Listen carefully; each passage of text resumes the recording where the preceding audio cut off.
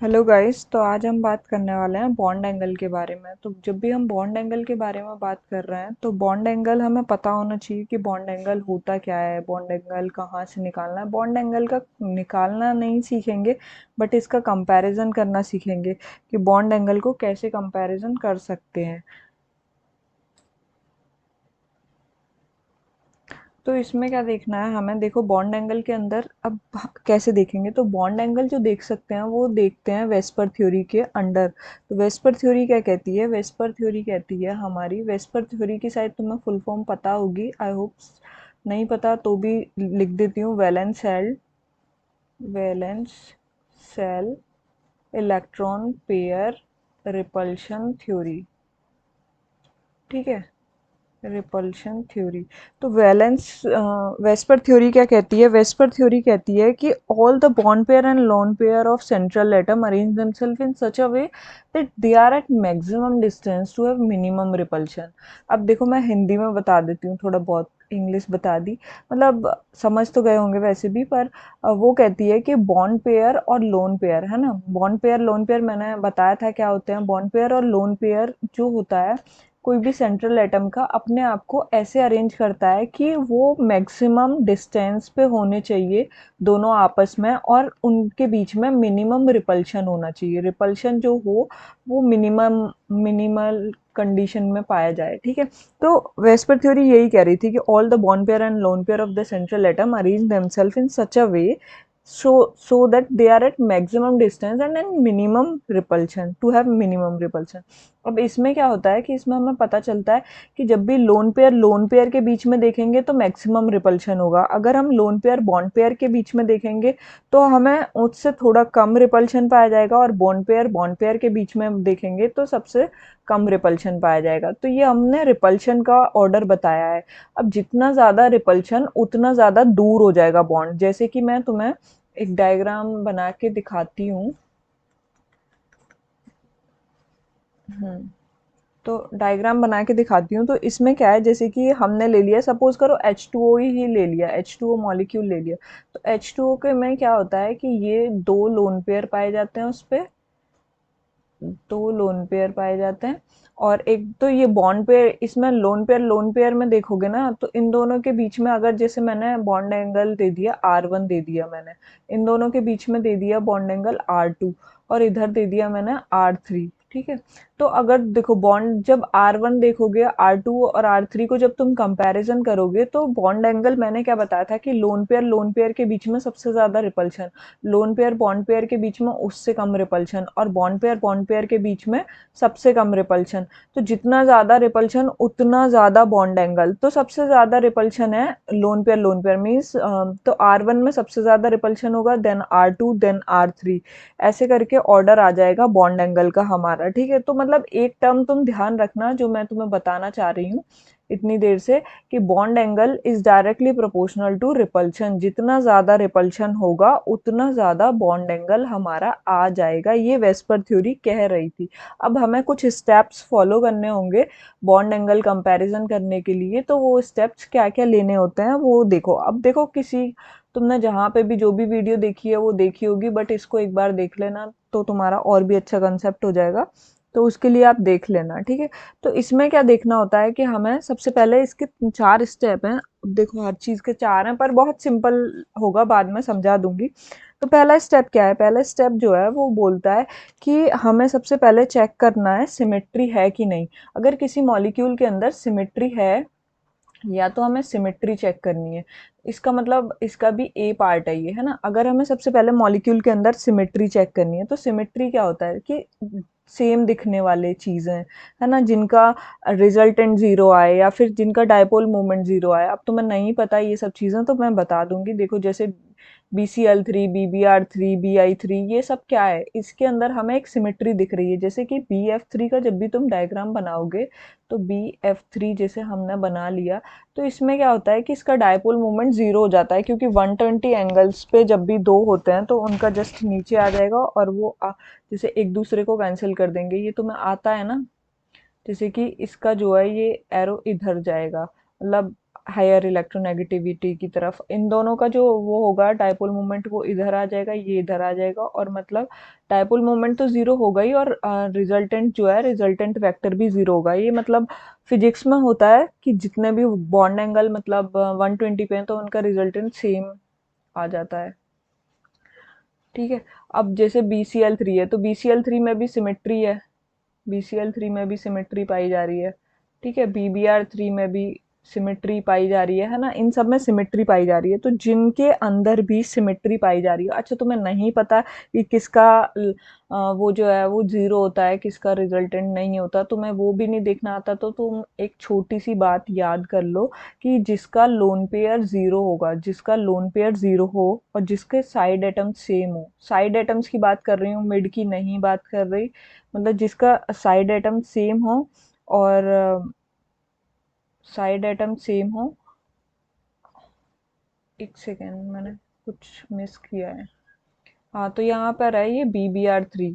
ठीक है, जिसके साइड एटम सेम हो और जो है हमारा लोन पेयर जो है वो जीरो हो, तो उसके अंदर क्या होगा, उसके अंदर रिजल्टेंट जीरो होगा, डायपोल मोमेंट भी जीरो होगा। ठीक है, डायपोल मोमेंट मैं नेक्स्ट लेक्चर में बताने वाली हूँ, बट इतना याद रखो कि तुम्हें सिमेट्री नहीं देखनी आती तो लोन पेयर जिसके अंदर जीरो है या फिर साइड एटम सेम है, जैसे इसके ये साइड एटम थे, ये वाला जो है ये साइड एटम है, ये साइड एटम है, ये तीनों सिमिलर हैं कि नहीं, एफ एफ एफ हैं इस कंपाउंड के अंदर, सिर्फ इसी के अंदर देख रहे हैं।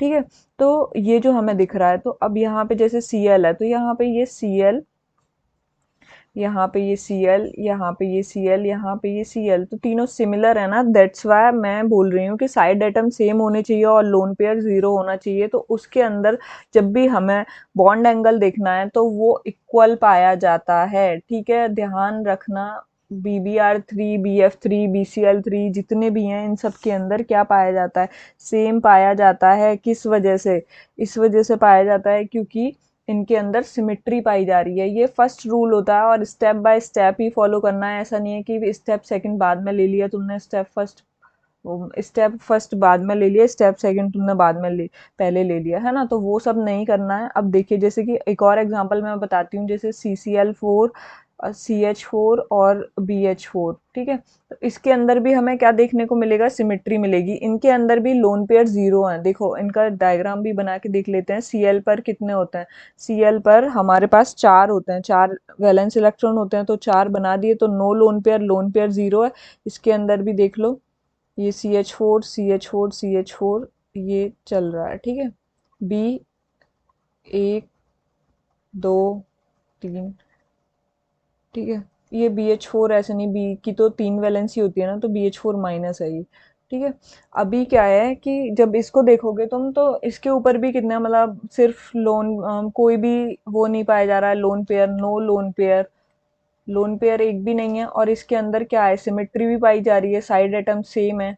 ठीक है, वैसे भी देख सकते हो तुम, और तुम्हें वैसे दिख जाए तो वैसे भी ठीक है, साइड एटम भी सेम है और सिमेट्री भी पाई जा रही है, दैट्स वाई इसका क्या होगा, रिजल्टेंट जीरो पाया जा रहा होगा। तो रिजल्टेंट जीरो, दैट मीन्स कि वो इक्वल हैं। तो ये तीनों का भी बॉन्ड एंगल इक्वल पाया जाता है, इनका जब बॉन्ड एंगल देख रहे होंगे तो इक्वल पाया जाएगा। ठीक है, अब देखिए, हाँ, तो नेक्स्ट क्वेश्चन हम देखते हैं, ये नेक्स्ट क्वेश्चन कराने जा रही हूँ मैं। जैसे CO2 दे रखा है, NO2 प्लस दे रखा है और BeCl3 2 दे रखा है। अब तुम सोच रहे होंगे दीदी ये क्या है ना, थोड़ा एक्सेप्शन सा केस है या फिर क्या सीन है इसका। तो इस वाले क्वेश्चन को अभी हम बाद में करेंगे, इसका हम बता देते हैं, पर इसका बॉन्ड एंगल इक्वल होता है। अब सो देखो, इसमें जैसे कि ये जो है ये साइड एटम्स तो सेम है, लोन पेयर भी नहीं है, इसमें भी साइड एटम्स ऑलमोस्ट सिमिलर हैं। ठीक है, और इसमें भी साइड एटम्स सिमिलर हैं और बॉन्ड एंगल भी नहीं है, दैट्स वाई ये तीनों जो होते हैं वो इक्विवेलेंट होते हैं, मतलब कि तीनों का बॉन्ड एंगल इक्वल इक्वल आता है, तीनों का बॉन्ड एंगल बराबर आ रहा है। ठीक है, अच्छा मैं तुम्हें एक और स्टेप बताऊंगी जब तुम्हें बिल्कुल क्लियर हो जाएगा ये वाला कंसेप्ट भी, बट तुम अभी ध्यान रखना है, क्या ध्यान रखना है तुम्हें, कि जब भी हमें सिमेट्री दिखे, किसी भी मॉलिक्यूल के अंदर सिमेट्री दिखे, मतलब लोन पेयर जीरो या फिर उसका साइड एटम सेम हो, तो हमें उसका बॉन्ड एंगल सिमिलर रखना है। ठीक है, वो बॉन्ड एंगल सेम रहने वाला है।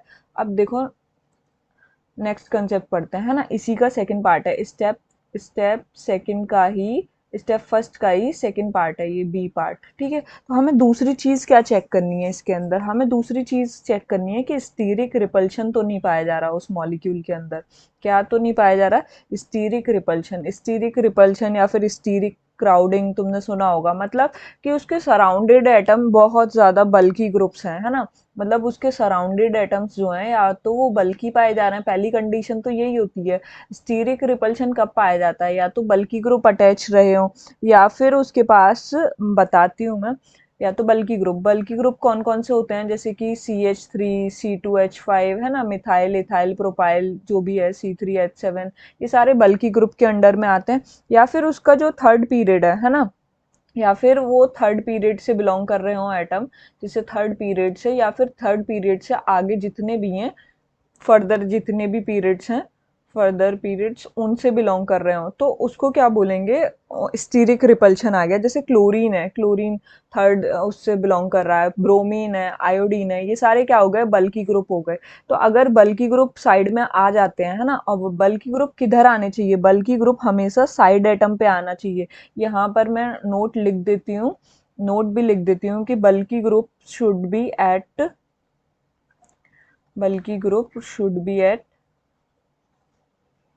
साइड एटम, है ना। ऐसा नहीं है कि मिड में देख लिया Cl तो आप बोल रहे हो कि हाँ दीदी ये तो वो है, तो साइड एटम पर होना चाहिए बल्की ग्रुप। तो हम तब क्या देखेंगे, अब देखो हमें क्या देखना है, जब भी बल्की ग्रुप आएगा या फिर कुछ भी आएगा, देखो जैसे कि मैंने ये ले लिया OCH3CH3, अब ये हमारा क्या है, ये बहुत ज़्यादा बल्की ग्रुप है, ये वाला भी बल्की ग्रुप है। तो जब भी बल्की ग्रुप आते हैं, तो बल्की ग्रुप के आने से क्या होता है कि बॉन्ड एंगल इंक्रीज हो जाता है। क्या हो जाता है, बॉन्ड एंगल इंक्रीज। अब बॉन्ड एंगल इंक्रीज क्यों हो रहा है, क्योंकि स्टीरिक रिपल्शन, और मैंने क्या बताया था कि रिपल्शन के डायरेक्टली प्रोपोर्शनल होता है, क्या, स्टीरिक रिपल्शन के डायरेक्टली प्रोपोर्शनल क्या होता है, मैंने सबसे आगे जब वेस्पर थ्योरी पढ़ाई थी उसी में बता दिया था कि रिपल्शन के डायरेक्टली प्रोपोर्शनल होता है हमारा बॉन्ड एंगल। तो bond angle is directly proportional to steric repulsion, ठीक है। तो हमारा ये हो गया, तो बॉन्ड एंगल भी इंक्रीज हो गया होगा। अब देखिए जैसे हम कंपेयर करने वाले हैं, जैसे कि मैंने सपोज कंपेयर कर लिया OCH3 मतलब ये, और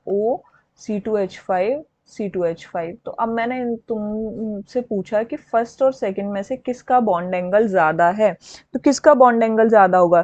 देखो बल्की ग्रुप जितना ज़्यादा भारी, अब ये CH3 के कंपैरिजन में C2H5 तो और ज़्यादा भारी है, तो जितना ज़्यादा बल्की ग्रुप उतना ज़्यादा स्टीरिक रिपल्शन, और जितना ज़्यादा स्टीरिक रिपल्शन उतना ज़्यादा बॉन्ड एंगल।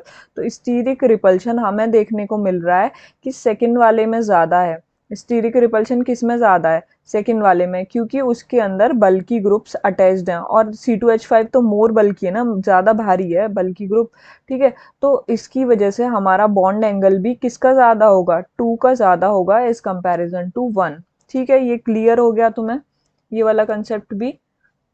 अब देखो नेक्स्ट पेज पर चलते हैं, अभी हम बहुत सारे एग्जाम्पल कर लेते हैं। जैसे कि अगर तुमसे पूछा NF3 NCl3 NBr3 Ni3, ये सब दे रखा है तुम्हें, ठीक है। तो अब इसमें हमें फाइंड करना है कि इसमें क्या बॉन्ड एंगल का ऑर्डर रहा होगा, बॉन्ड एंगल का ऑर्डर ध्यान रखना है। तो अभी देखो आप क्या क्या कर सकते हो। अभी आप सोचने लगोगे कि इसके अंदर तो हमें सिमेट्री दिख रही है, दीदी ने बोला था सिमेट्री होना चाहिए। सिमेट्री में क्या बताया था, पहली कंडीशन बताई थी कि लोन पेयर मस्ट बी 0 और side atom must be same. तो इसमें साइड एटम तो तुम्हें सेम दिख रहे हैं, बट इसमें कहाँ लोन पेयर 0 नहीं है। देखो लोन पेयर निकाल के देख लो, एन की कितनी वैलेंसी होती है, एन की वैलेंसी 5 होती है। तो 1 2 3 3 बॉन्ड बनाया उसने, तुम्हें डायग्राम भी नहीं आता तो बस तुम्हें वैलेंस इलेक्ट्रॉन पता होना चाहिए कि वैलेंस इलेक्ट्रॉन कितना है, तो तुम्हारा डायग्राम बन जाएगा खुद पर खुद, ठीक है। तो इसमें एक लोन पेयर आ गया, ऐसे सारे बनाओगे तो उसमें सब में एक एक लोन पेयर है। तो 1 लोन पेयर है, तो इसके अंदर सिमेट्री तो नहीं है, कहीं भी सिमेट्री तो नहीं पाई जा रही। पहला स्टेप तो हमारा यही था ना कि हमें सिमेट्री फाइंड करना था। अब जब हमारे पास सिमेट्री नहीं है, हाँ, तो इसमें सिमेट्री नहीं पाई जा रही, पहला स्टेप ये हो गया हमारा कि सिमेट्री हमें नहीं मिली। तो दूसरा क्या देखते थे हम, बल्की ग्रुप देखते थे कि बल्की ग्रुप जिसके अंदर बल्की ग्रुप, जो बल्की ग्रुप है, बल्की ग्रुप से क्या होता था, रिपल्शन इंक्रीज होता था, रिपल्शन की वजह से बॉन्ड एंगल इंक्रीज हो जाया करता था। ठीक है, तो अब देखो I3 जो है उसके अंदर ज्यादा बल्कीनेस है, वो ज्यादा नीचे है, तो उसका मॉलिक्यूलर मास वगैरह ज्यादा है, तो वो जो है IBr NBr3। ठीक है, तो इसका ये ऑर्डर आ जाएगा। ठीक है, ध्यान रखना इसका इक्वल मत लगा के आना, सिमेट्री नहीं है क्योंकि लोन पेयर है इधर। ठीक है, लोन पेयर को ध्यान रखना। देखो आगे आ जाते हैं हम नेक्स्ट एग्जाम्पल पे इसके। ठीक है, नेक्स्ट एग्जाम्पल जैसे देखोगे तुम PF3, PCl3, PBr3, PI3, है ना, ये वाला एग्जाम्पल है। तो इसमें क्या करना है, अब इसमें भी क्या है कि हमारे पास P के अंदर 5 वैलेंस इलेक्ट्रॉन होते हैं।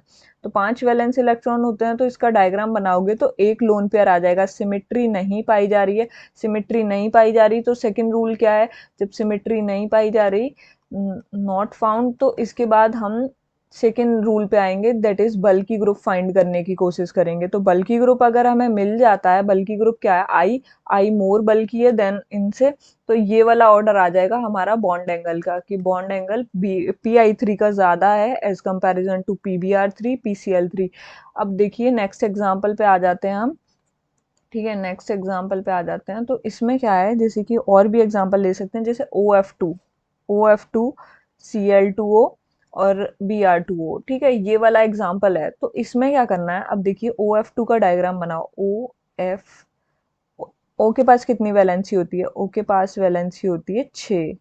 ठीक है, तो दो बॉन्ड तो बन गए, तो इसके पास हमारे पास दो लोन पेयर आ जाएंगे। ठीक है, इसमें क्या आ जाएगा, इसमें Cl यहाँ पे भी दो लोन पेयर आ गए, और यहाँ पर क्या है, Br, और यहाँ पर भी दो लोन पेयर आ गए।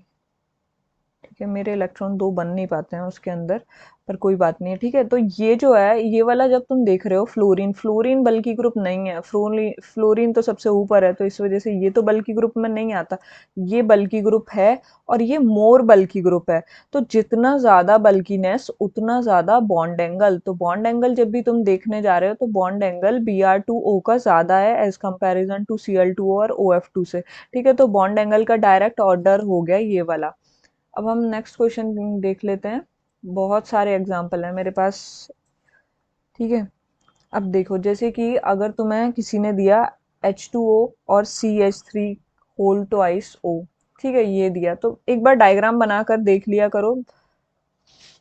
ये यहाँ पर दो लोन पेयर आ गए, और यहाँ पर ये CH3,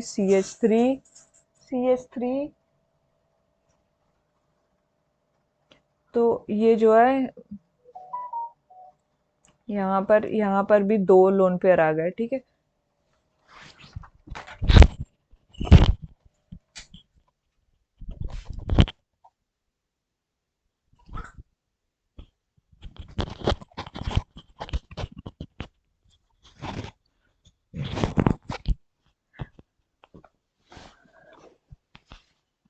ठीक है, तो इसमें क्या देखना है हमें, जैसे कि अब देखो यहाँ पर ये जो है ये बल्की ग्रुप है, और ये वाला जो है ये बल्की ग्रुप नहीं है। ठीक है, ये वाला बल्की ग्रुप नहीं है, ये वाला बल्की ग्रुप है CH3 जो है। तो इसमें क्या करेंगे हम, एक सेकेंड।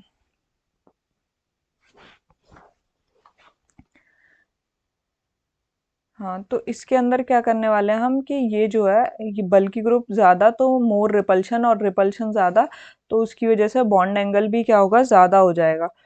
अब हम नेक्स्ट क्वेश्चन देख लेते हैं। ठीक है, तो एग्जाम्पल, रुक जाओ मैं एक सेकेंड बुक में सर्च करती हूँ।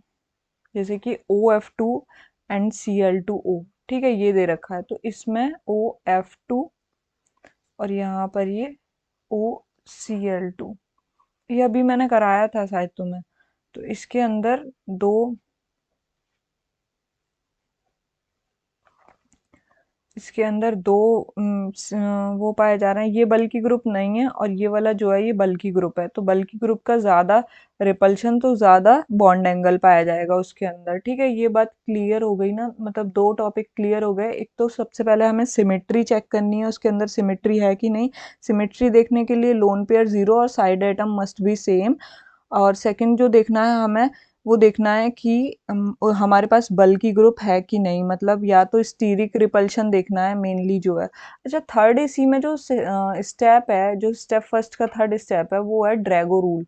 अब देखो ड्रैगो रूल जो है वो तुम्हारे सिलेबस में नहीं आता, जेई वालों के सिलेबस में आता है, तो नहीं कराना चाहिए, बट फिर भी हम करा दे रहे हैं क्योंकि कंपटीशन में फिर एक आध क्वेश्चन आ जाता है। देखो जैसे कि मैं ड्रैगो रूल क्या है ये नहीं बता रही, पर डायरेक्ट ये बता दे रही हूँ कि किस किस में अप्लाई होता है। तो PH3 और H2S बस दो ही कंपाउंड पे अप्लाई होता है, जो भी इनकी वजह से इनकी कोई भी हाइब्रिडाइजेशन नहीं होती है, कोई भी हाइब्रिडाइजेशन नहीं पाई जाती इनकी, और ना लोन पेयर देख सकते, मतलब कुछ भी नहीं देख सकते इनके बारे में। ठीक है, ये जो PH3 है इसके अंदर क्या है, इसका जो बॉन्ड एंगल है वो 92 डिग्री पाया जाता है अप्रोक्सीमेटली, और इसका जो H2S का बॉन्ड एंगल है वो 93 पाया जाता है। ये एक रट लेना छोटा सा कंक्लूजन रख के कि हाँ ये पाया जाता है।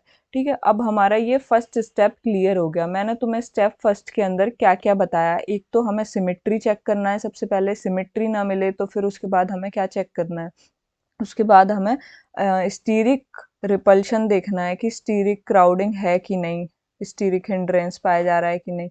स्टीरिक हिंड्रेंस देखने के बाद ड्रैगो रूल देखना है कि ड्रैगो रूल है कि नहीं। अगर ड्रैगो रूल्स पाया जा रहा है तो PH3 और H2S में ही लगता है। अभी हम लगा के भी दिखा देंगे कि कैसे कैसे अप्लाई किया जा सकता है। अब हम स्टेप सेकंड की तरफ आ जाते हैं। स्टेप सेकंड में क्या करना है, देखिए स्टेप सेकंड, हाँ तो स्टेप सेकंड में हमें हाइब्रिडाइजेशन चेक करना होता है। हाइब्रिडाइजेशन मैंने नेक्स्ट वीडियो में बना दिया था, कल ही बनाया है, उसको आप एक बार जाके चेक कर लेना अगर तुम्हें नहीं आता तो। अगर हाइब्रिडाइजेशन sp हाइब्रिडाइज्ड है तो sp हाइब्रिडाइज्ड है तो उसके अंदर 50% s कैरेक्टर होता है।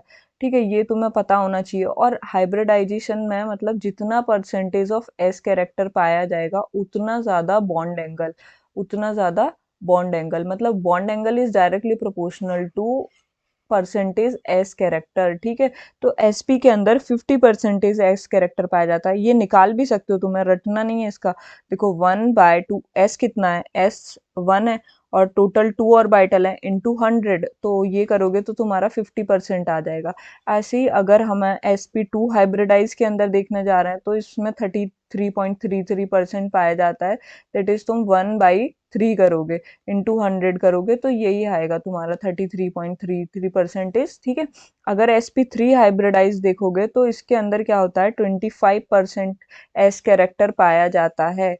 ठीक है, ये एस कैरेक्टर तुम खुद से भी निकाल सकते हो, एस कैरेक्टर कितना कितना पाया जाता है। अब देखिए तुम्हें थोड़ा बेसिक नॉलेज है कि नहीं, पर मैं सब कुछ क्लियर करके चलती हूँ कि एसपी का जो बॉन्ड एंगल होता है वो 180 होता है। एसपी लीनियर शेप होता है, इस वजह से क्या पाया जाता है, एसपी के अंदर 180 पाया जाता है बॉन्ड एंगल। sp2 के अंदर देखने जा रहे हैं तो उसके अंदर 120 बॉन्ड एंगल पाया जाता है, और sp3 के अंदर 109 डिग्री 28 मिनट ऐसा बोला जाता है। ठीक है, 109 डिग्री 28 मिनट्स। ठीक है, तो sp3d के अंदर देखोगे तो दो बॉन्ड एंगल पाए जाते हैं उसके अंदर, एक तो एक 120 डिग्री, एक 90 डिग्री। ठीक है, और हमारे पास एक होता है sp2d2, तो उसके अंदर 90 डिग्री पाया जाता है। और भी बहुत सारे हैं तो उनके अंदर चलता रहेगा, पर ये ध्यान रखना, ये जो मेन मेन है कि हमें हाइब्रिडाइजेशन चेक करनी है, और हाइब्रिडाइजेशन में किस किस के अंदर क्या क्या पाया जा सकता है एक बार हम लगा के देख सकते हैं इससे हाइब्रिडाइजेशन, कि हमारा सेकंड स्टेप यही होता है।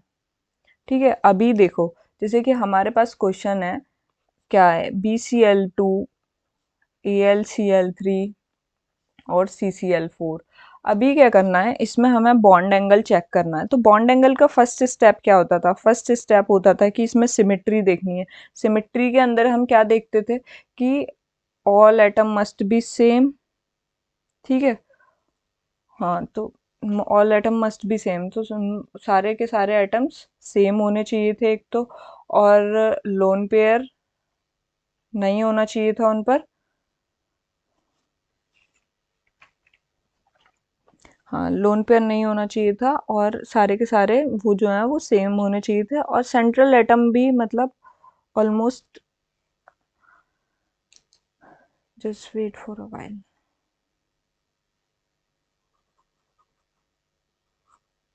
हम्म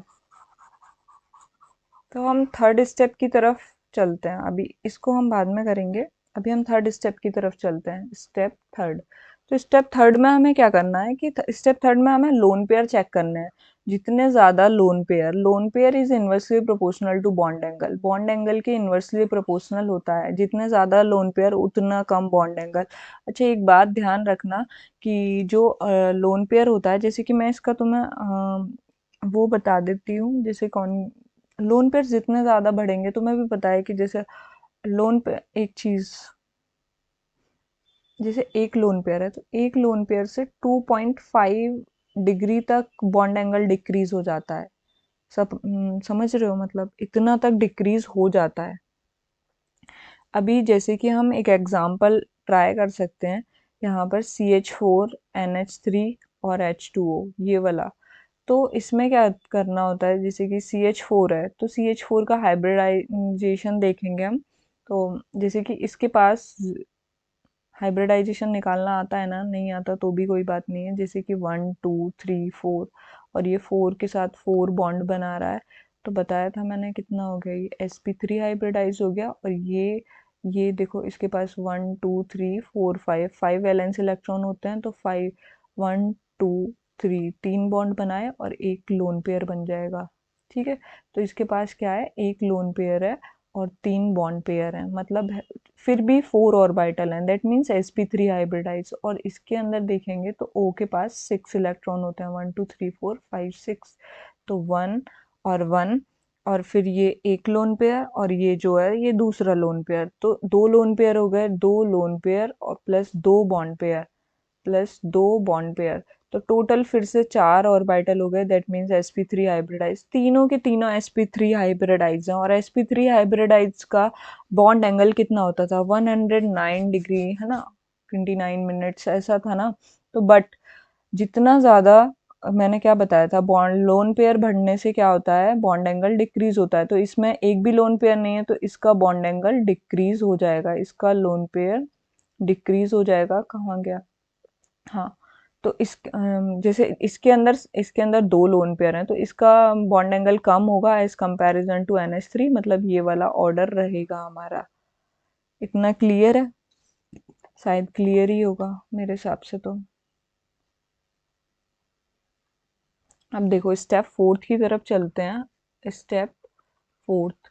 तो स्टेप फोर्थ में क्या करना है हमें, बस एक लास्ट रह गया है कि bond angle is directly proportional to electronegativity of central atom. जो सेंट्रल एटम है उसका इलेक्ट्रोनेगेटिविटी के डायरेक्टली प्रोपोर्शनल होता है, और inversely proportional to electronegativity of side atom. अगर तुम साइड एटम चेक कर रहे हो तो उसकी हमें साइड एटम की इलेक्ट्रोनेगेटिविटी चेक करनी होती है, वो इन्वर्सली प्रोपोर्शनल होती है। ठीक है, बस बस यही ध्यान रखना है, और कुछ भी ध्यान नहीं रखना है। अब देखिए हम टोटल एक समरी ले आते हैं, समरी में थोड़ा रिवाइज कर लेते हैं कि हमने कौन कौन से चार स्टेप लिए, फिर कुछ क्वेश्चंस ट्राई कर लेंगे। हाँ, तो पहला स्टेप था हमारा, स्टेप फर्स्ट में हमें क्या देखना था, सिमेट्री देखनी थी। सिमेट्री या फिर हमारे पास स्टीरिक क्राउडिंग तो नहीं है, स्टीरिक क्राउडिंग के बाद हम ड्रैगोस रूल लगा के देखते थे। और दूसरे स्टेप जो है फिर उसके बाद ड्रैगो रूल, सॉरी, दूसरा स्टेप जो है वो हम इसके बाद लगाते थे हाइब्रिडाइजेशन। ठीक है, हाइब्रिडाइजेशन। उसके बाद हम देखते थे lone pair, hybrid lone pair is inversely proportional to bond angle. और फोर्थ स्टेप जो लगाते थे, bond angle is directly proportional to electronegativity of central atom. अच्छा, तुम्हें इतना तो पता होगा कि इलेक्ट्रोनेगेटिविटी डाउन द ग्रुप जाने पर डिक्रीज होती है, डाउन द ग्रुप जाने पर डिक्रीज होती है। क्योंकि अगर ये नहीं याद रहता, भूल जाते हो, तो ऐसे याद कर लो, फ्लोरीन जो है वो मोस्ट इलेक्ट्रोनेगेटिविटी इलेक्ट्रोनेगेटिव होता है। फिर फ्लोरीन, क्लोरीन, ब्रोमीन, आयोडीन, ये ग्रुप में जब तुम चलते हो तो इलेक्ट्रोनेगेटिविटी डिक्रीज हो रही होती है। ये हाई मोस्ट इलेक्ट्रोनेगेटिव एलिमेंट होता है पूरी पीरियोडिक टेबल का, तो ये तो हमें याद ही रहता है। ऐसे, और इलेक्ट्रोनेगेटिविटी इंक्रीज होती है अलोंग पीरियड, पीरियड में चलोगे तो इलेक्ट्रोनेगेटिविटी हमारी इंक्रीज होती है, ध्यान रखना कहीं नहीं पता हो। ठीक है, तो चार स्टेप फॉलो करने थे। अब देखिए इसका जो मतलब छोटा सा ट्रिक है तो वो है होल। तो होल में क्या है, S for symmetry steric hindrance check करने वाले हैं हम, एच फॉर हाइब्रिडाइजेशन चेक करने वाले हैं, ओ फॉर कुछ भी नहीं है, L for lone pair, E for electronegativity. सोल याद रखना तुम एक बार, तो फिर उससे तुम्हें याद हो जाएगा कि हमें लाइन से कौन कौन से स्टेप फॉलो करने हैं। तो सबसे पहले हम सिमेट्री चेक करने वाले हैं, या फिर स्टीरिक हिंड्रेंस, या फिर ड्रैगो, देन उसके बाद हाइब्रिडाइजेशन, एंड देन उसके बाद लोन पेयर, एंड देन उसके बाद इलेक्ट्रोनेगेटिविटी। अब हम क्वेश्चंस की प्रैक्टिस कर लेते हैं कुछ। हाँ, तो देखो, इधर हम बहुत सारे क्वेश्चंस की प्रैक्टिस करने वाले हैं। जैसे कि अभी हमें क्या चेक करना है यहाँ पर कि SO3 और SO2 में बॉन्ड एंगल किसका ज़्यादा है, किसका कम है। ठीक है, सबसे पहले यही चेक करना है। तो सबसे पहले हम सिमेट्री देखेंगे। अच्छा, सिमेट्री तुम्हें दिख रही है, स्टेप फर्स्ट क्या होता था, सिमेट्री, सिमेट्री O3, है ना, साइड एटम सेम है, बट लोन पेयर है, देखो लोन पेयर इसमें 0 है, पर इसके अंदर देखोगे तो इसके अंदर कितने लोन पेयर पाए जा रहे हैं, इसके अंदर एक लोन पेयर है, क्योंकि S जो होता है वो ऑक्सीजन फैमिली से बिलोंग करता है, और उसके अंदर 6 वैलेंस इलेक्ट्रॉन है, तो 4 तो इसकी वजह से वैलेंसी पूरी हो गई होगी। देखो, जैसे कि 4 तो इसकी वजह से वैलेंसी पूरी हो गई, 2 बॉन्ड बनाता है, ये देखो, ये,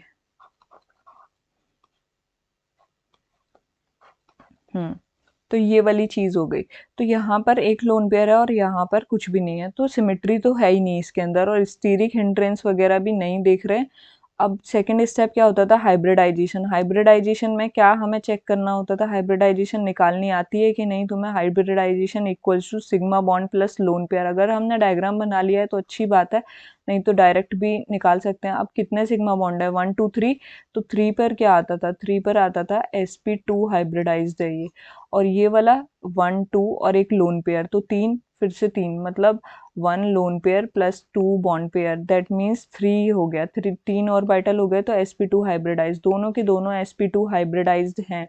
जब भी sp2 हाइब्रिडाइज्ड रहेगा, बट हम तीसरा स्टेप क्या होता था, हमारा स्टेप 3 होता था, lone pair is inversely proportional to bond angle. तो इसके पास एक लोन पेयर है, तो लोन पेयर और इसके अंदर मतलब लोन पेयर क्या होगा, जितना ज़्यादा लोन पेयर तो उतना कम बॉन्ड एंगल, 2.5 से डिक्रीज हो जाएगा ना ऑलमोस्ट। ठीक है, तो इसका क्या होगा, ये वाला जो है SO3 का ज़्यादा बॉन्ड एंगल होगा as comparison to SO2। Clear है इतना। हाँ, तो अभी देखो, जैसे कि अब हम और क्वेश्चंस करने वाले हैं। जैसे कि ये वाला क्वेश्चन है अभी जो मैंने बताया था, BCl3, AlCl3 और GaCl3। अब इसमें क्या है, इसमें हमें चेक करना है। ठीक है, तो इसमें चेक करने के लिए अब हम क्या देखेंगे, सबसे पहले सिमेट्री चेक करने वाले हैं। तीनों के अंदर सिमेट्री है सिमेट्री। देखो, ये Cl, इसके पास कोई लोन पेयर नहीं है, ना लोन पेयर होना चाहिए, ना ही साइड एटम सेम होने चाहिए।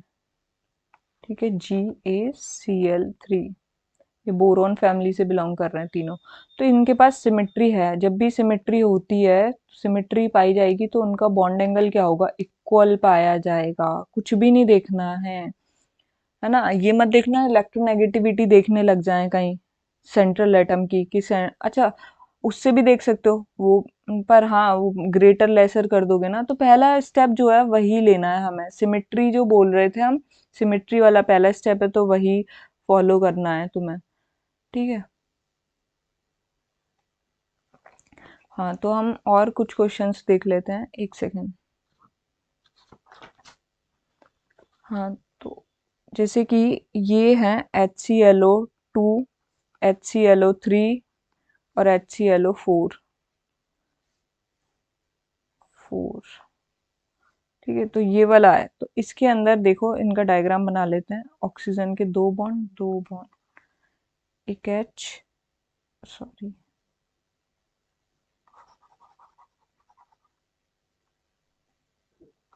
Cl, ये OH, ये डबल बॉन्ड O आ गया, 1 2 3, 3 बॉन्ड कंप्लीट हो चुके हैं। Cl के पास 7 इलेक्ट्रॉन होते हैं, तो 4 और 3 7 हो गए।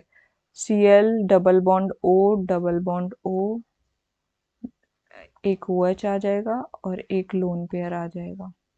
ठीक है, और तुम्हें डायग्राम नहीं भी बनाने आते तो तुम इतना ज़्यादा कंफ्यूज मत होना। एक और वीडियो मैं लाने वाली हूँ विस्पर थ्योरी की, जिसमें हम शेप, मॉलिक्यूल कैसे बनाते हैं, सब कुछ बता दूंगी, उसके बारे में भी तुम्हें।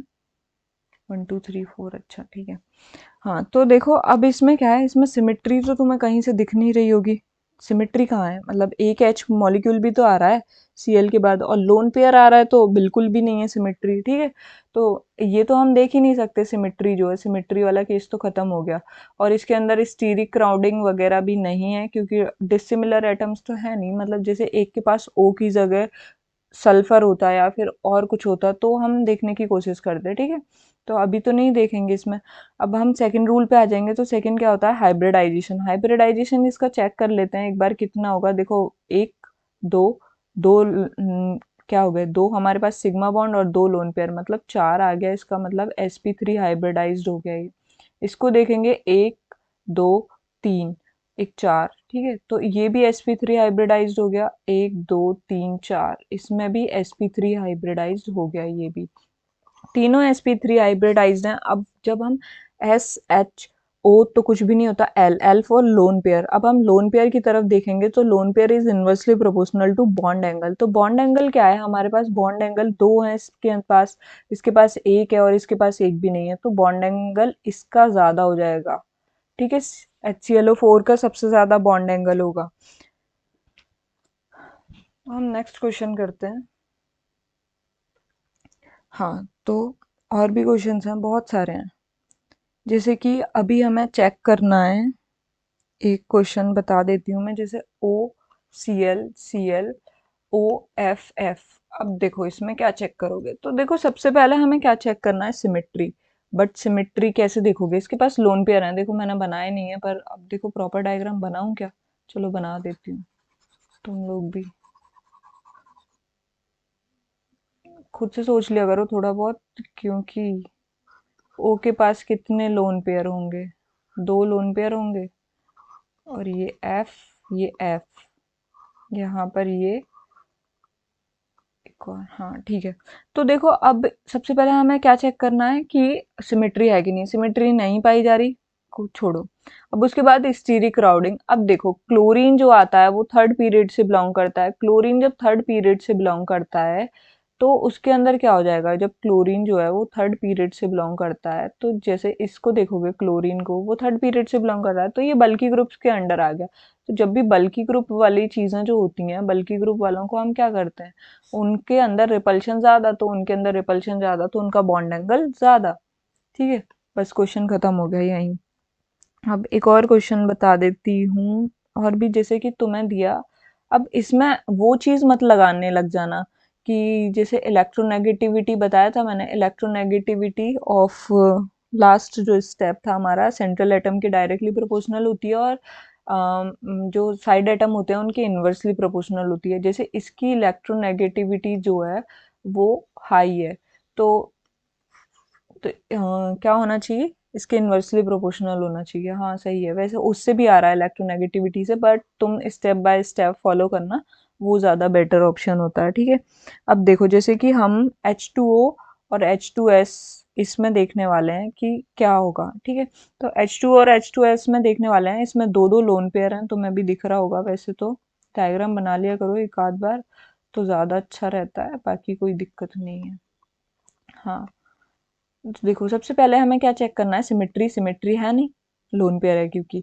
उसके बाद स्टीरिक हिंड्रेंस। स्टीरिक हिंड्रेंस जब भी हम देखने जा रहे हैं, तो देखो अब तुम बोलोगे दीदी ऑक्सीजन सल्फर, सेंट्रल एटम का बल्की ग्रुप नहीं देखना है, साइड एटम को बल्की ग्रुप मेंशन करना है, ठीक है। साइड एटम बल्कि होना चाहिए, वो देखना था हमें, तो बल्कि ग्रुप भी नहीं है इधर। बट H2S के अंदर क्या था, ड्रैगो रूल। तो ड्रैगो रूल क्या कहता था वैसे, ड्रैगो रूल क्या कह रहा था, बस एंगल बताया था ना उसने हमें, ये 93 डिग्री है, 93 डिग्री होता है अप्रोक्स। अब H2O का देखते हैं हम, H2O का कितना हो सकता है अभी पहले। तो हम दूसरी चीज भी लगा के देख सकते हैं, जैसे कि इसके आगे क्या होता था, इसके आगे हाइब्रिडाइजेशन। हमें इससे ड्रैगो रूल से भी कुछ खास पता नहीं चला है अभी। तो अभी हम क्या देखेंगे, नेक्स्ट स्टेप होता था हाइब्रिडाइजेशन। हाइब्रिडाइजेशन निकाल के देखेंगे तो दो बॉन्ड पेयर दो लोन पेयर, तो दो बॉन्ड पेयर दो लोन पेयर, तो इन दोनों के पास sp3 हाइब्रिडाइज्ड हो जाएगा। तो sp3 हाइब्रिडाइज्ड, फिर उसके बाद हम लोन पेयर देखते थे, तो दो लोन पेयर इधर हैं, दो लोन पेयर इधर हैं, अभी भी कोई फर्क नहीं पड़ा। देन हमारा लास्ट स्टेप होता था electronegativity of the central atom is directly proportional to bond angle. तो जितना ज्यादा इलेक्ट्रोनेगेटिविटी उतना ज़्यादा बॉन्ड एंगल। तो बॉन्ड ऑक्सीजन की उससे टीपो होता है ना, तो ओ जो है वो ऊपर आ रहा है, मैंने बताया था ना डाउन द ग्रुप जाने पे इलेक्ट्रोनेगेटिविटी क्या हो रही है, डिक्रीज हो रही है, तो ऑक्सीजन का ज़्यादा बॉन्ड एंगल होगा as comparison to sulphur. Clear है? हम्म। तो देखो, अब हम कुछ 2-4 क्वेश्चन और कर लेते हैं, फिर उसके बाद वीडियो एंड कर देंगे। अब देखो, जैसे कि ये PH3, ASH3 और ये SbH3 ये दे रखा है हमें। अब PH3 ड्रैगो रूल में आता है, तुम्हें पता है, ठीक है। इसके अंदर सिमेट्री पाई जा रही है, नहीं पाई जा रही। फॉस्फोरस वाले देखो, 15 ग्रुप देखते ही तुम ये सोच लिया करो, अगर 3 दे रखा है, इसकी वैलेंसी 5 थी। तुम्हें डायग्राम नहीं बनाना है, पहले सोचना है एक बार दिमाग में कि क्या सोचना है कि पी फॉर फॉस्फोरस 15 ग्रुप से, 15 ग्रुप मतलब इसके पांच पांच वैलेंस इलेक्ट्रॉन, 5 वैलेंस इलेक्ट्रॉन, इसके पास 3 हाइड्रोजन है, तो एक लोन पेयर रहा होगा। ऐसे दिमाग में ही सोचना है, ठीक है। तो अगर लोन पेयर रहा है तो सिमेट्री तो है नहीं, सिमेट्री नहीं है, ठीक है। स्टीरिक हिंड्रेंस कोई है ही नहीं, सब एच एच एच है, तो कोई स्टीरिक हिंड्रेंस है नहीं। तो स्टेप फर्स्ट हमारा जो है वो नहीं लग पा रहा है। स्टेप सेकंड क्या था हमारे पास? स्टेप सेकंड था हाइब्रिडाइजेशन। हाइब्रिडाइजेशन इनकी देखोगे, देखो सबकी सिमिलर आएगी, क्योंकि सब सेम ग्रुप से बिलोंग कर रहे हैं, सबके पास एक एक लोन पेयर है, 3-3 वो है, तो सबके सब sp3 हाइब्रिडाइज्ड हो जाएंगे। देखो 4 हो गए ना, 3 तो एक डायग्राम ही बना देती हूँ। ये हो गए हमारे पास 5 वैलेंस इलेक्ट्रॉन थे, एक lone pair. Lone pair plus bond pair equals to क्या होता था? हाइब्रिडाइजेशन। तो 4 आ गया इधर, 3 और एक 4, तो दैट मीन्स sp3 सबका सेम आएगा, ठीक है। अब हम हमारे पास लोन पेयर भी सेम है इसमें। स्टेप थर्ड क्या होता था? Lone pair. लोन पेयर भी सेम है, क्योंकि एक एक लोन पेयर है तीनों के पास। अब हम क्या चेक करेंगे? फोर्थ रूल जो हमारा होता था SHOLE, इलेक्ट्रोनेगेटिविटी। तो इलेक्ट्रोनेगेटिविटी क्या कहती है? इलेक्ट्रोनेगेटिविटी कहती है, अच्छा, तो मैं फॉस्फोरस जो था वो ड्रैगो रूल के अंडर आता था, और वो कहता था 92 डिग्री एंगल है, ठीक है। बट उतना अभी हम कुछ यहाँ पर फॉलो नहीं कर पा रहे हैं। अब इसके बाद हम क्या करेंगे? स्टेप फोर्थ लगाने के बाद electronegativity is directly proportional to central atom की इलेक्ट्रोनेगेटिविटी के, है ना। सेंट्रल एटम जो है उसकी इलेक्ट्रोनेगेटिविटी के डायरेक्टली प्रोपोर्शनल होता था, तो फॉस्फोरस की ज्यादा, then ASH3, then SbH3। I think clear होगा। बहुत सारे क्वेश्चन करा दिए अब तो, अब भी अगर गलत करते हो तो फिर कुछ भी नहीं कर सकते हम। हाँ, एक आध और देख लो, जैसे कि BCl3SN Cl2HgCl2, ठीक है, ये दे रखा है। तो BCl3 में बी क्या कितना होता है? देखो, अब मैं तुम्हें सोचने का तरीका सिखाती हूँ। बी में कितना होता है? बी के पास 3 वैलेंस इलेक्ट्रॉन, बोरॉन से बिलोंग कर रहा है। एसएन किससे बिलोंग कर रहा है? कार्बन फैमिली से, है ना, टिन। तो इसके पास 4 बैलेंस इलेक्ट्रॉन। Hg जो है, Hg को छोड़ो, नहीं पता तो तुम्हें, डी ब्लॉक वाला है, ठीक है। अभी क्या है, इसके पास 3 और ये भी साइड में 3, तो 3 से 3 बॉन्ड बनेंगे, ठीक है। तो इसका sp2 हाइब्रिडाइज चल रहा होगा, मतलब इसके पास कोई लोन पेयर नहीं है, ठीक है। और एक बार चेक करना होता है ना हमें सिमेट्री के लिए, सिमेट्री तो नहीं पाई जा रही। एसएन के पास 2 बॉन्ड बना रहा है, तो एक लोन पेयर पक्का रहा होगा। एक लोन पेयर रहा है, दैट मीन्स सिमेट्री तो कैंसिल हो गई हमारी, सिमेट्री तो कैंसिल हो गई, सिमेट्री नहीं है इसके पास इन तीनों में, ठीक है। जब तीनों में सिमेट्री पाई जाएगी तभी हम उस फॉर्मूले को लगा सकते हैं, नहीं तो नहीं लगा सकते। अब स्टीरिक क्राउडिंग वगैरह नहीं लग पा रही है, सबके पास Cl है, इस वजह से, ठीक है। तो हम सेकेंड रूल की तरफ बढ़ेंगे। तो सेकंड रूल क्या कहता था कि हमारा हाइब्रिडाइजेशन चेक करना होता था हमें। तो हाइब्रिडाइजेशन, इसकी sp2 आ रही है, निकालना आता हो तो ठीक है। देखो, बी के पास 3 वैलेंस इलेक्ट्रॉन, 1 2 3, तो 3 ऑर्बिटल बने, 3, तो sp2 हाइब्रिडाइज। इसके अंदर Sn के पास 4, 1 2 3 4, एक Cl और एक लोन पेयर आ जाएगा। एक लोन पेयर, दैट मीन्स हमारे पास 1 loan pair plus 2 bond pair, that is 3 orbital रहे होंगे, तो क्या हो जाएगा? sp2 hybridised. दोनों सेम आ रहे हैं, ठीक है। और HgCl2 में क्या होगा? देखो, तुम्हें HgCl2 का अगर स्ट्रक्चर आता हो तो अच्छी बात है। ये होता है HgCl2, ये sp हाइब्रिडाइज्ड होता है, ठीक है। हाँ, तो देखो, sp का बॉन्ड एंगल कितना होता था? 180 डिग्री। sp का 180 डिग्री बॉन्ड एंगल होता था। SnCl2 में एक लोन पेयर आ रहा है, lone pair is inversely proportional to bond angle, तो इसका बॉन्ड एंगल इसके कंपैरिजन में कम रहा होगा। Sn का, SnCl2 का कम रहा होगा, और BCl3 का ज़्यादा रहा होगा। तो इसमें आ जाएगा कि सबसे ज़्यादा तो HgCl2 का, सबसे ज़्यादा आ जाएगा HgCl2 का क्योंकि 180 है। फिर उसके बाद आ जाएगा BCl3 का 120 के करीब क्योंकि sp2 हाइब्रिडाइज्ड है तो। और SnCl2 का थोड़ा 120 से लेस देन 120 चला जाएगा। ये वाला बॉन्ड ऑर्डर आ जाएगा, ठीक है। अभी बहुत सारे एग्जाम्पल हैं, मैं तुम्हें कितने एग्जाम्पल कराऊं। हाँ चलो एक अच्छा केस बता देती हूँ, जैसे कि जो कॉम्पिटिटिव एग्जाम्स में आता है कभी जभी, जेई वालों का, थोड़ा बता देती हूँ चलो। एक आता है एग्जाम्पल ClF3 और PH3। ये वाला एग्जाम्पल बहुत अच्छा है। देखो ClF3 का तुम्हें डायग्राम नहीं पता तो भी कोई बात नहीं है। ClF3 टी शेप होता है, तो टी शेप होता है तो हम सोचते हैं कि ये जो है ये तीनों के अंदर 90 डिग्री होना चाहिए। हम सोचते हैं कि होना चाहिए, बट ये नहीं होता। लेस देन 90 पाया जाता है, लेस देन 90 डिग्री एंगल्स पाए जाते हैं। और PH3 का तो तुम्हें पता है कितना होता है, ड्रैगो रूल के अकॉर्डिंग 92 बॉन्ड एंगल पाया जाता है। तो ClF3 जो है ना वो कम पाया जाता है एज कंपैरिजन टू PH3। तो ध्यान रखना कि इसमें डिस्टॉर्टेड टी शेप होती है। ये मतलब बहुत अच्छा केस है डिस्टॉर्टेड टी शेप वाला, कि जनरली पूछ लिया जाता है कि क्या चल रहा है, तो इसके अंदर लेस देन 90 के एंगल होते हैं क्योंकि ये बैंड हो जाता है। देखो ये वाला जो चीज है, ये लोन पेयर रिपल्शन की वजह से ये क्या होगा, ये जो F दे रखा है ना, ये F बॉन्ड है, ये F बॉन्ड है, ये F बॉन्ड है। तो ये तीनों मतलब लेस देन 90 पे चले गए। इन दोनों को इन्होंने क्या करा, रिपल्शन की वजह से थोड़ा बैंड कर दिया, दबा दिया। Thank you so much. अगर आपको अच्छा लगा हो तो आप लाइक कर देना।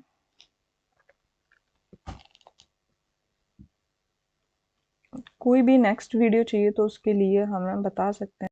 एक क्वेश्चन छोड़ दिया था पहले करने के लिए कि बाद में करेंगे, तो उस क्वेश्चन का आंसर देख लेते हैं। BeCl2 AlCl3 CCl4, ये वाला था क्वेश्चन।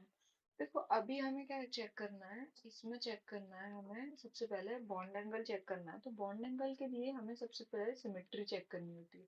तो सिमेट्री में मैंने तुम्हें दो चीज बताई थी कि एक लोन पेयर जीरो होना चाहिए, एक हमारे पास साइड एटम सेम होना चाहिए, ठीक है। अभी तुम कहोगे कि हाँ दीदी ये दोनों तो दिख रही हैं तो सिमेट्री तो होगी इसके अंदर, तो तीनों इक्वल कर देते हैं।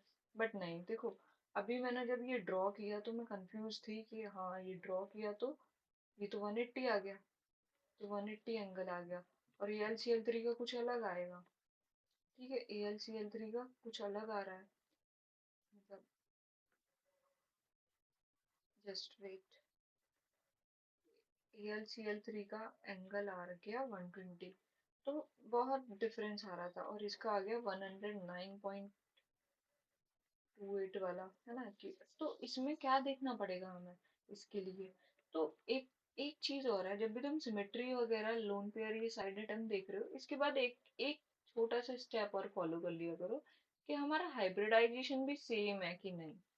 समटाइम्स हाइब्रिडाइजेशन सेम नहीं होता ना, तो एंगल डिफरेंट हो जाते हैं।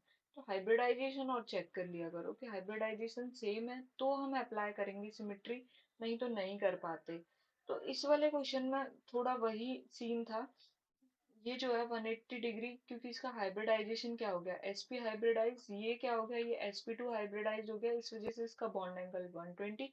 और CCl4 में 109.27, क्योंकि इसका वो जो है हाइब्रिडाइजेशन वो आ गया sp3 हाइब्रिडाइज। सबसे ज्यादा ये, फिर ये, तो इसमें सिमेट्री देखने लग जाओगे तो थोड़ा गड़बड़ हो जाएगा।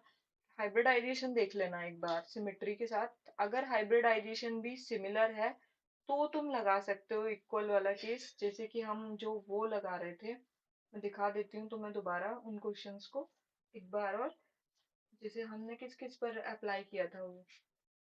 हमने अप्लाई किया था जैसे कि CCl4 CH4 BH4 तो इन तीनों का हाइब्रिडाइजेशन सेम था sp3, तीनों sp3 आ रहे थे। CO2 NO2 प्लस BeCl2, तो इन तीनों का क्या था, हाइब्रिडाइजेशन सेम था, sp था, और लोन पेयर भी जीरो था तीनों के अंदर, और साइड एटम्स भी सेम थे, ठीक है। ये तीनों चीज देख लिए तो हम इन तीनों को इक्वल बॉन्ड एंगल बता सकते हैं। और वो वाले क्वेश्चन में थोड़ा डाउट आ जाता है, इस वजह से मैंने आपको क्लियर कर दिया। और कोई दिक्कत हो तो बता देना। Thank you so much.